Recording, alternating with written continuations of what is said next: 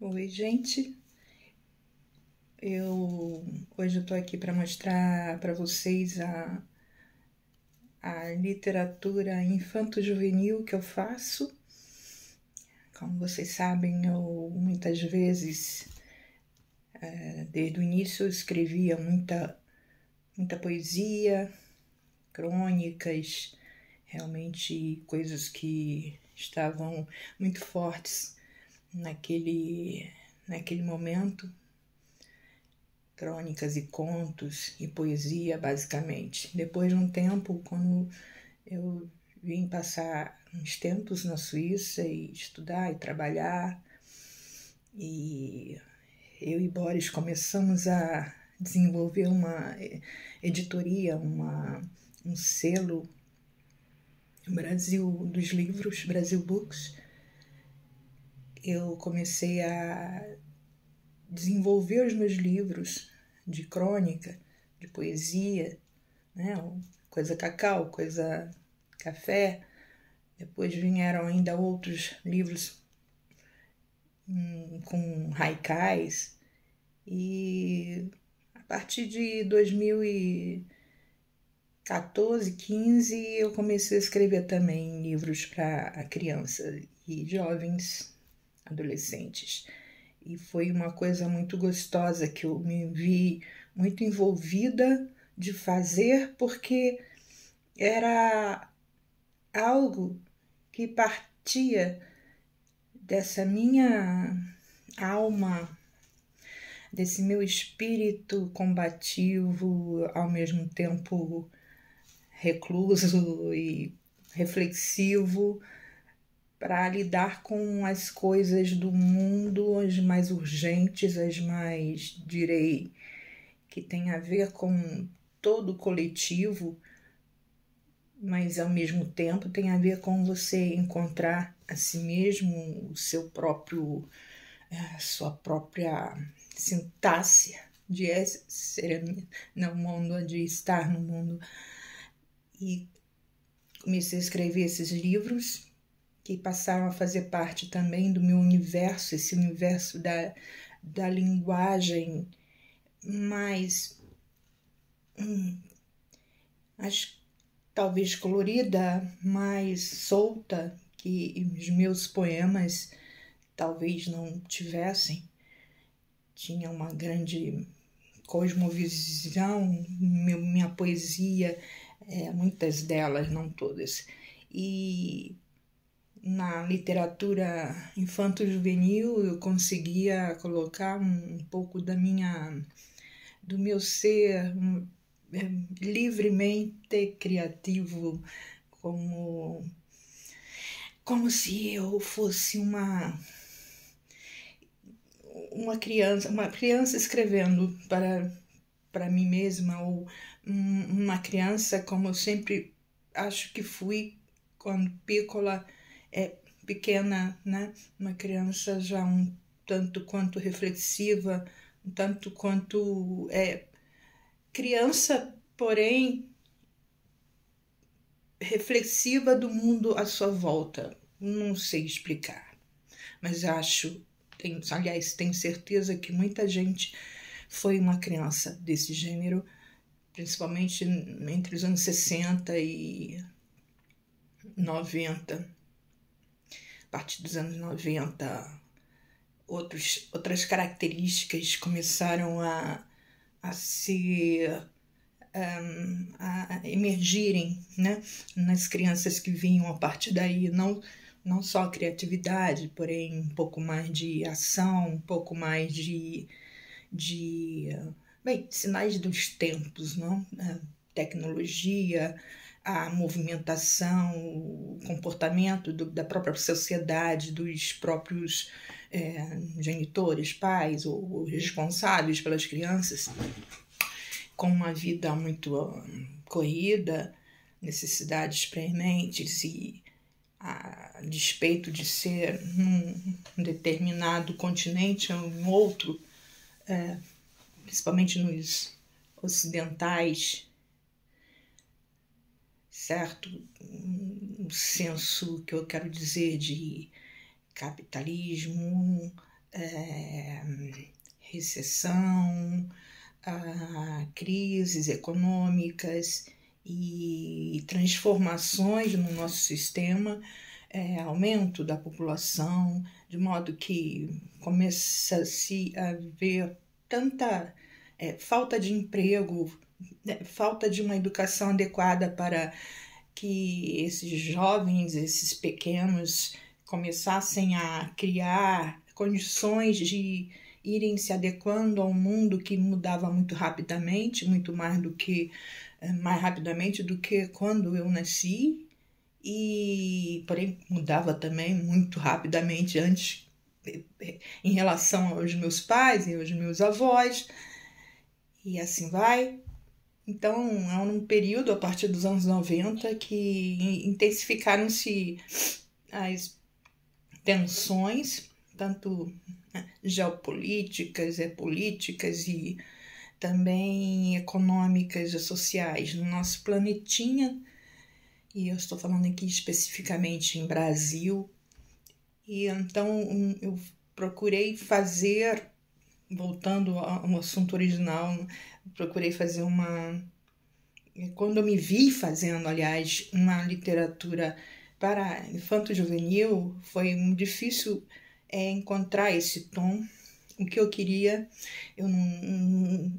para mim, uma criança nunca foi um ser, um pequenino ser, uma coisa que não tem, que não faz reflexões, que não sente, muito pelo contrário, é muito mais livre das cristalizações da sociedade naquele momento em que é criança, e mais facilmente consegue, com mais espontaneidade, fazer sair aquilo que sente, fazer reflexões muito cabíveis e filosóficas.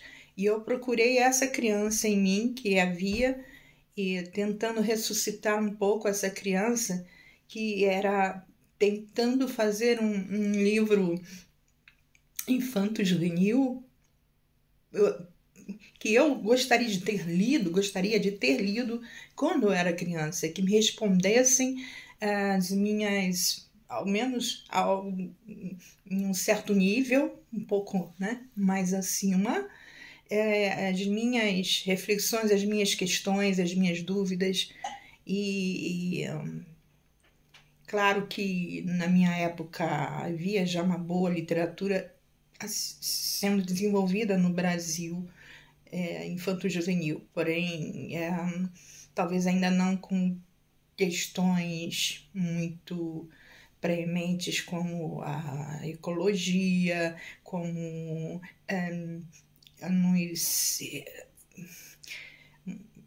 colocar as crianças mais dentro da tecnologia daquela época, para ir se divertindo e ao mesmo tempo aprendendo aquilo que os adultos, que havia para os adultos no mundo, e que provavelmente mais alguns anos adiante você teria que assumir, ou gostaria até de assumir ou não, mas de acordo com esse preparo, essa formação que vai muito lentamente, ou formação, informação, que você busca, tem dados, tem acesso a dados, à vida, aos bens, né, da humanidade, como literatura, arte, uma boa educação no sentido de não repressiva, mas porém que busque no aluno aquele seu forte, mas ao mesmo tempo buscando motivá-lo para aquilo que ele tenha, motivá-lo de fato, no senso de criar nesse aluno, nessa criança, uma vontade de ver o que tem ali naquela disciplina que eu ainda não percebi, e que, poxa, meu professor, meu mestre, está aqui me mostrando algo tão interessante que, poxa, isso tudo tem a ver com a formação de professores, com a capacidade, professores que fazem aquilo que gostam, né? São professores porque gostam, mesmo com todas as dificuldades atuais, mas aí é que tá. Quando um professor faz exatamente, busca ser professor porque gosta, ele aprende, naturalmente ele luta para as melhores condições, para que as melhores condições aconteçam em seu métier, em seu mistério, né? E desse modo muito interativo mesmo e com muita verdade é que eu acredito na educação, na transformação, na melhora da educação nesse país, como em todo mundo, a partir de um pressuposto de humanidade sendo adequada às novas necessidades, porém sempre com a humanidade, sempre com a delicadeza que requer um ser humano, sempre com a delicadeza que uma criança, que um jovem, que um pré-adolescente precisa ter esse acolhimento, né, psicoemocional, essa escuta de um mestre, de vários mestres, e aí eu coloco a psicopedagogia, a psiconeuropedagogia, a neuropsicopedagogia e também muita coisa que um professor, creio que deveria ter acesso, mas em sua formação e contínua formação,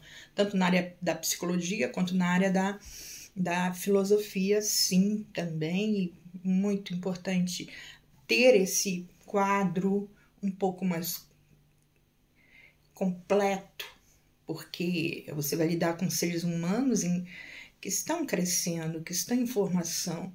É importantíssimo cada gesto, cada palavra, cada emoção, eles são muito perspicazes, eles sentem. Se você dá um olhar de lado meio desagradável, eles percebem. Se eles já têm uma tendência para se sentir rejeitado, ele vai tomar aquilo que muitas vezes nem tenha nada a ver com uma rejeição do professor para a criança, mas a criança percebe assim porque ela já carrega em sua alma, seu espírito, sua emoção, talvez das suas experiências anteriores, seja em casa ou com familiares, em geral, carrega essa uma espécie de trauma, não?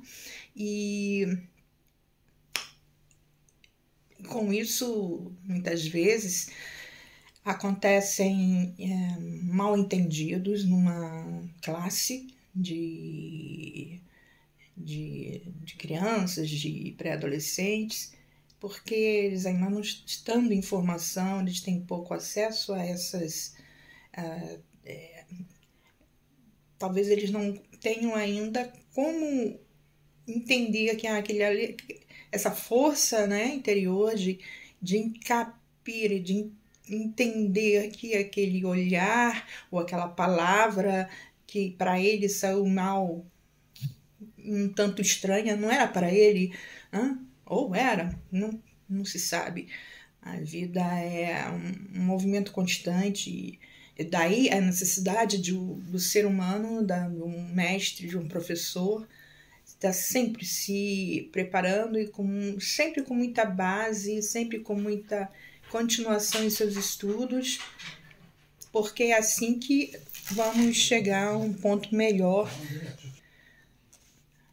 Então, gente, com relação a essa questão da minha literatura infanto-juvenil, que está crescendo a cada ano, eu tenho muitas ideias já anotadas, continuações de personagens que eu já criei, como Lico Ludovico, E, por exemplo, mostrando aqui uma capa da primeira edição.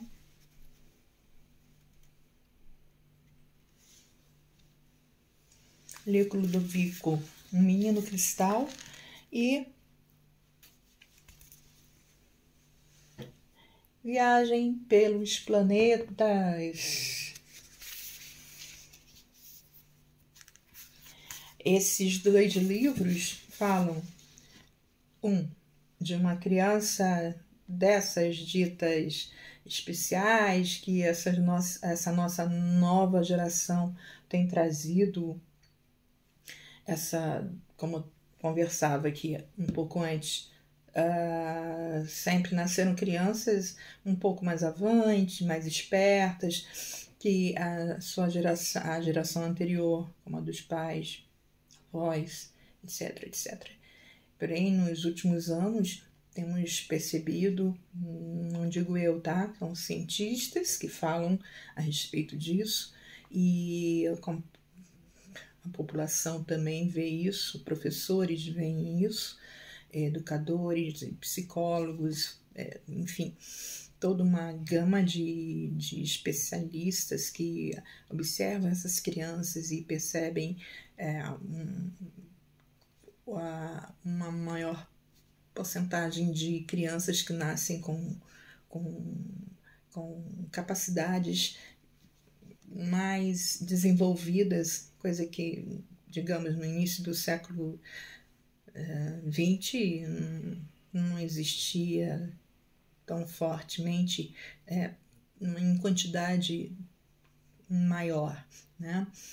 Um Einstein, tal, um Jung e tal, tantos, um Tesla, pero em nossos dias nascem mais crianças com mais capacidades, e isso não é difícil de comprovar, basta colocar aí na internet e pesquisar.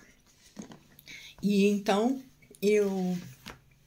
nesse primeiro livro, Ludovico, Menino Cristal, fala desse tipo de criança que tem uma grande motivação, uma grande apreciação e contato com a natureza, de um modo muito específico, quer dizer, não apenas gosta de estar na natureza, como a maioria normalmente gosta, né?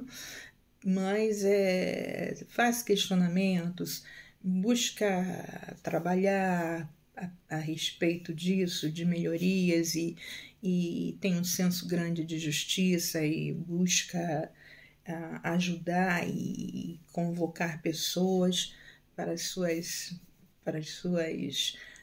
causas. No segundo livro, esse aqui mais atual, de 2021, 2022, que eu lancei, ele fala da importância, quer dizer, eu coloco a importância de colocar nossas crianças mais dentro dessas questões tecnológicas, astronômicas, né?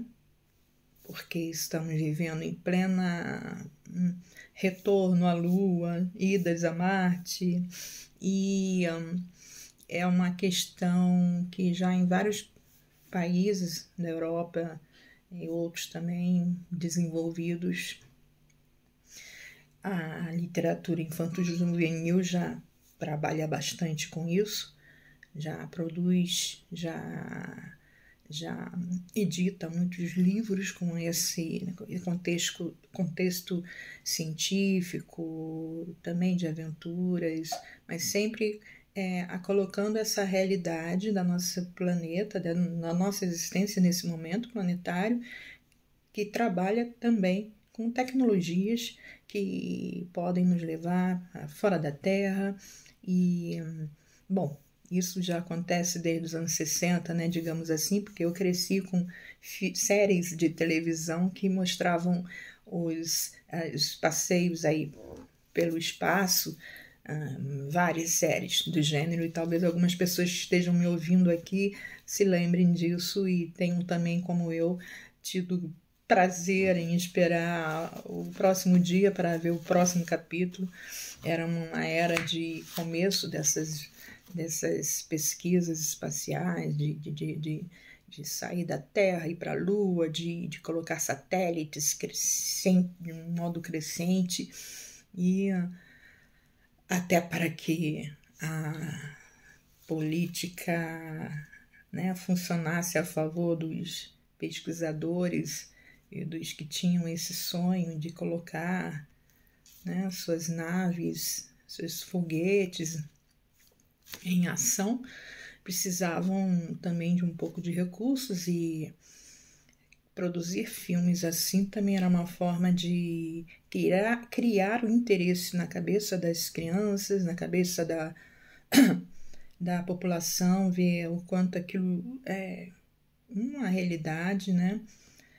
De modo que não parecesse só uma fantasia, mas é uma espécie de ficção científica. Alguns deles, obviamente, eram viagens na época que até hoje a gente não faz ainda, de interplanetária, com vários tripulantes, enfim. Mas o próprio cinema depois, nos anos 80 em diante, começou a trabalhar muito os próprios cinemas, aí já não é a TV, como séries americanas, enfim. O próprio cinema voltou a trabalhar com essa temática nos anos 80 de um modo mais empenhativo, com muito dinheiro sendo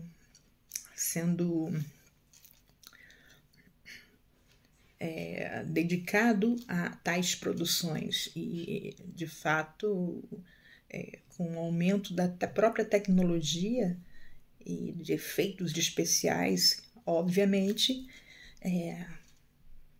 você vê a diferença de 10, 20 anos, foi uma grande melhoria nessa tecnologia que faz também os efeitos especiais. Quer dizer, a tecnologia e também a ciência crescendo de uma forma, né, ampla, né, um amplo aspecto, tanto para questões de indústria, como questões de pesquisas científicas e de medicina, mas também para produzir efeitos incríveis para a ciência do cinema, a arte do cinema. Então, eu sinto que em nosso país, devido a nossa própria situação econômica, que não dá para, e muitos também são muito cabeça fechada para investirem em cinema desse porte, que requer muito dinheiro para você ficar mais ou menos ali, né, junto com os que mais ganham prêmios em termos de ficção científica. Mas, mesmo no mundo dos livros, da literatura, os editores não fazem nada, quase nada a respeito disso. Por quê? Porque simplesmente se deixam... isso aí não interessa muito, vamos falar sobre... só sobre a parte psicológica da criança, e muitas vezes nós precisamos também fazer acontecer uma literatura que para criança, para adolescente, que fale também de nossas tecnologias, de nossas possibilidades, das possibilidades delas virem a se desenvolver nessa área. Enfim, é todo um contingente de possibilidades que nós temos que abrir para as nossas crianças. Enfim, dando acesso. Eu, quando produzo meus livros desse gênero, principalmente, busco sempre doar muitos livros para as bibliotecas principais públicas e também para algumas escolas, porque eu sei que isso é fundamental. E até faço aqui um pedido para que vocês, escritores, editores, cada vez mais peguem os seus melhores livros, os livros mais interessantes e mais que tenham esse interesse de colocar nossas crianças mais em contato com esse mundo novo que surge, que está aí já, tá? Porque tanto quanto ter um celular, ter acesso à internet, ter acesso também a uma literatura do gênero que te ajuda a ver na sua linguagem, né? Na linguagem, no caso das crianças, adolescentes, pré-adolescentes, como funcionam as coisas, como estão as coisas, e que isso ajuda muito a abrir, dar aquele start. Muitas vezes é através da literatura que nós temos. E é isso, gente. Depois eu volto para falar um pouco mais sobre esses personagens. O Lico e o Zenastro. O Zenastro e o Miguel. O Zenastro é um menino que nasceu em outro planeta e quer ser astronauta, e o Miguel nasceu no planeta Terra e também quer ser astronauta. No futuro eles vão se conhecer fazendo, eu não vou contar aqui, porque aí dá spoiler, né? Tá bom? Então é isso. Depois nós voltamos e conversamos um pouco mais. Eu gostaria, hoje eu tinha uma vontade de voltar a falar com vocês a respeito desses livros, que eu já falei algumas vezes, mas em separado, hoje eu quis fazer um resuminho aqui a respeito desses dois livros, Infanto Juvenil, Lico Ludovico, Menino Cristal, e Uma Viagem pelos Planetas, porque estamos em um momento muito importante, né, de mudanças na história, no planeta. Vivemos essas duas questões de ter cuidado com o que nós fazemos com o planeta, como cuidamos das nossas plantas, dos nossos recursos naturais, para que eles continuem, né? E continue toda essa natureza maravilhosa a ser resgatada, que boa parte dela já foi, né, abandonada, destruída, usurpada, sem cuidados. E o mais importante é daqui para frente. Nós temos que pensar sempre positivamente, sempre pensarmos de uma forma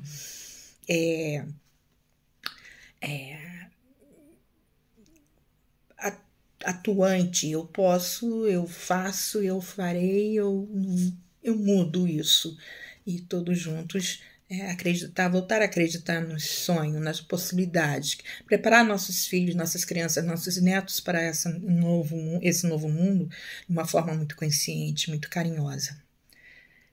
Ok, depois a gente volta e eu converso um pouco mais com vocês, tá bom?